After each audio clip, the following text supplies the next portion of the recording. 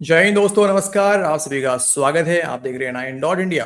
तो दोस्तों, पाकिस्तान की जो ठोकम पिलाई है वो जारी है और आपने सुबह वाले वीडियो में देखा होगा कैसे पाकिस्तान के अंदर में पानी को लेके जो है वो चीखें निकल रही हैं। लेकिन दोस्तों, चीखें अफगानिस्तान ने भी निकाला है। अफगानिस्तान ने दावा किया है कि पाकिस्तान में उन्होंने ड्रोन हमले किए हैं और इवन बताया है कि आतंकी ठिकानों को टारगेट किया है और कुछ मिलिट्री ठिकानों को टारगेट किया है। हालांकि पाकिस्तान की आर्म्ड फोर्स ने यह दावा किया है कि हमने उस ड्रोन हमले को नाकाम कर दिया गया है, लेकिन लोग मारे गए हैं। अब मुझे आज तक नहीं पता चला दोस्तों कि पाकिस्तान की जो आर्म्ड फोर्स है, ये खूबी पाकिस्तान के फौज में ही है बाय द वे, कि कैसे कोई हमला को नाकाम भी कर देते हैं पाकिस्तानी और उसमें उसके लोग भी मारे जाते हैं। तब मुझे ध्यान आता है कि ऑपरेशन सिंदूर के दौरान भी पाकिस्तान ने कई हमले नाकाम किए।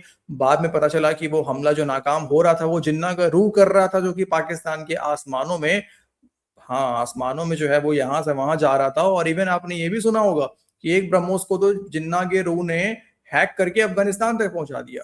तो ये कारनामा दोस्तों, ये खूबी पाकिस्तान की आर्म्ड फोर्स के पास ही है। लेकिन दोस्तों, इसके अलावा इस वीडियो में एक और क्लिप है।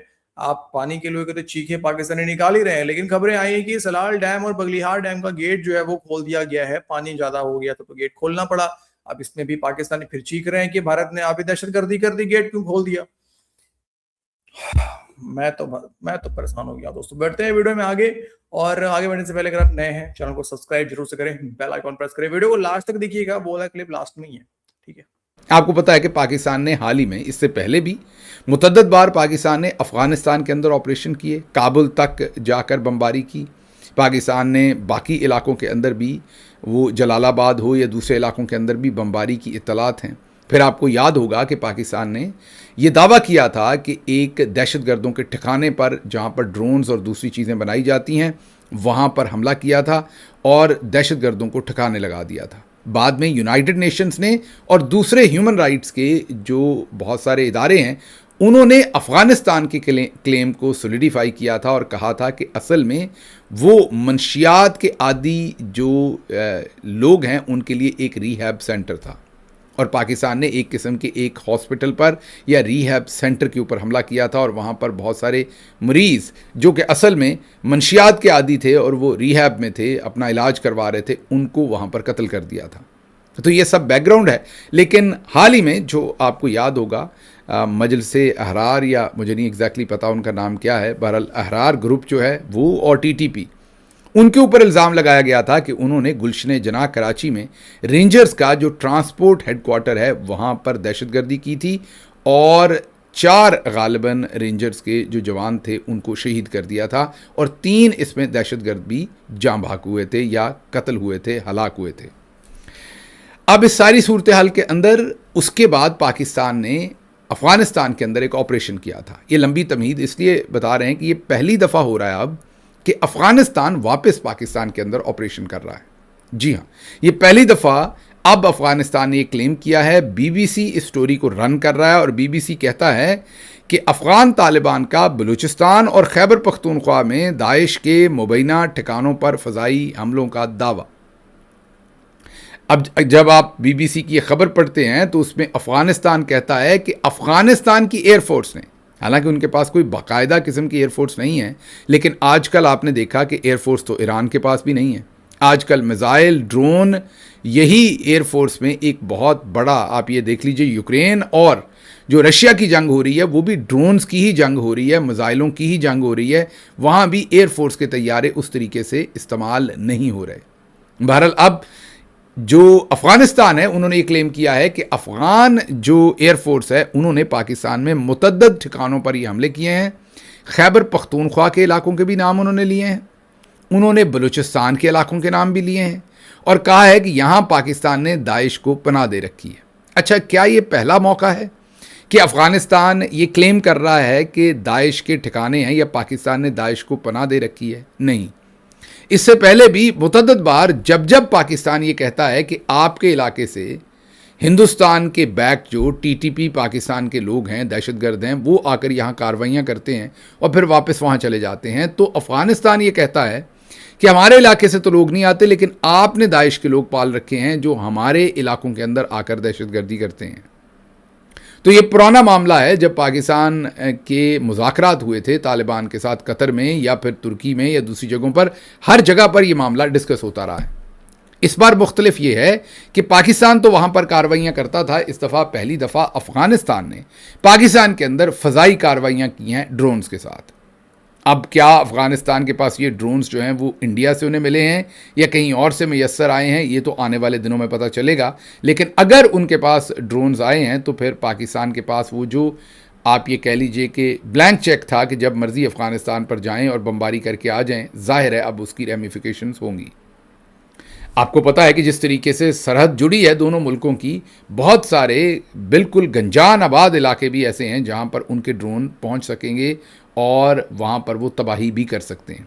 दूसरी तरफ ISPR ने, एक तरफ तो अफ़गानिस्तान ने ये क्लेम किया कि हमने पाकिस्तान पर फ़ज़ाई हमला कर दिया है और दाइश के ठिकानों के ऊपर हमने ऑपरेशन किया है, तो दूसरी तरफ पाकिस्तान के जो ISPR साहब हैं वो इस दावे को किसी हद तक मान भी रहे हैं। वो ये कह रहे हैं कि बलूचिस्तान में अफ़गान तालिबान के भेजे गए 4 ड्रोन्स पाकिस्तानी दिफाई निज़ाम ने नाकाम बना दिए, ISPR का दावा। तो इसका मतलब है कि यहाँ तक तो ISPR ने माना कि उन्होंने ड्रोन्स भेजे हैं। इससे पहले हमने इस तरह की कोई इक्का दुक्का बात हो तो ठीक है, लेकिन इस तरह की कि तूलो अर्ज़ में कई मकाम के ऊपर उन्होंने ड्रोन्स के साथ हमला किया हो, ये शायद हम पहली दफ़ा सुन रहे हैं। याद कीजिए, जब ये सारी लड़ाई शुरू हुई थी तो आपके सामने यही अर्ज़ रखी थी कि इंडिया इंतज़ार करेगा कि वो किस तरीके से अफ़गानिस्तान को यहाँ हेल्प कर सके।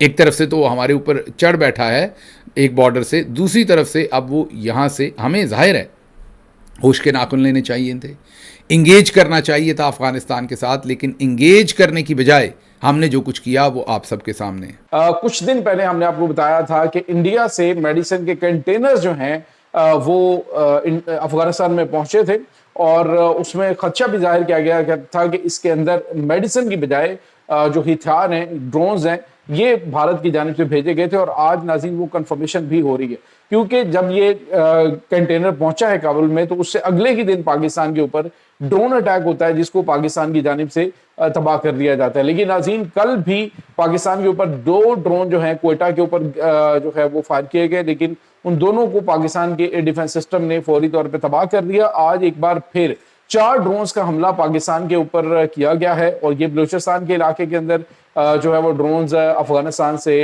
उड़ाए गए और ये बारूदी मवाद से भरे हुए ड्रोन्स थे, कामिकाज़ी ड्रोन्स आप इन्हें कह सकते हैं। इस वक्त अफगानिस्तान हो या पाकिस्तान के अंदर मौजूद मुख्तलिफ ग्रुप्स हों, वो इस वक्त इंडियन प्रॉक्सीज के तौर पर काम कर रहे हैं और इसके साथ साथ इंडिया ने पाकिस्तान के खिलाफ वाटर वॉर भी शुरू कर रखी है। अचानक इंडिया ने सलाल डैम को खाली करना शुरू कर दिया है, जो कि दरियाए चनाब के ऊपर बनाया गया है और बताया ये जा रहा है कि ये जो सलाल डैम है इसके स्पिलवेज को अचानक खोलकर 70,000 क्यूसिक का जो पहला रेला है वो दरियाए चनाब में छोड़ दिया गया है बगैर किसी पेशगी इतला के। और पाकिस्तान को ये बताना भी गवारा नहीं किया गया इंडिया की जानिब से कि जनाब अब हम पानी छोड़ रहे हैं। पाकिस्तान को नुकसान पहुंचाने के लिए एक जानिब पानी को बतौर हथियार इस्तेमाल किया जा रहा है, तो उसके साथ साथ ये जो मुख्तलिफ प्रॉक्सीज हैं इसके जरिए भी पाकिस्तान के खिलाफ एक बाज़ाब्ता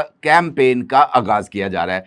तो जी दोस्तों, देखा आपने, मतलब कितने साजिशी लोग हैं हम लोग। अगर अफगानिस्तान को हम लोग कोई सपोर्ट करें, कोई अगर एड दें, हम मेडिकल एड दें, तो उसमें भी हम ड्रोन भेज के दे देते हैं, ड्रोन के पार्ट्स भेज देते हैं अफगानिस्तान को। उसके बाद फिर पानी पाकिस्तान का बंद कर ही देते हैं। उसके बाद पानी अगर हम खोल दें तो भी पाकिस्तान को दिक्कतें हो जाती हैं। मतलब कितनी सोची समझी तरीके से जो है हम लोग जो है साजिश कर रहे होते हैं पाकिस्तान को बर्बाद। देखो, बात तो यही है ना दोस्तों कि खटकता है पाकिस्तान का तरक्की, जो पाकिस्तान तरक्की कर रहा है दोस्तों, और हम लोग जिस तरह आइसोलेट हुए हैं दुनिया में, तो हमें तो कोई पूछ नहीं रहा है। अलग बात है कि जापानीज पीएम भी आ रही है, मोदी जी फिर से दौरे पे जाने वाले हैं। आई थिंक ऑस्ट्रेलिया है, न्यूजीलैंड है, देखना पड़ेगा, मुझे कंफर्म नहीं हूँ।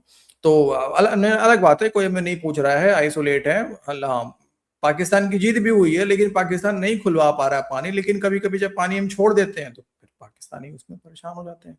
तो साजिश तो हो ही रही है ना। हाँ, तो दोस्तों देखो, अब ठीक है, आप लोग कमेंट करके बताओ। आज के इस वीडियो में इतना ही है। मिलते हैं आपसे अगले वीडियो में। अपना ख्याल रखिए। वीडियो को अंत तक देखने के लिए आप सभी का बहुत बहुत धन्यवाद। जय हिंद दोस्तों।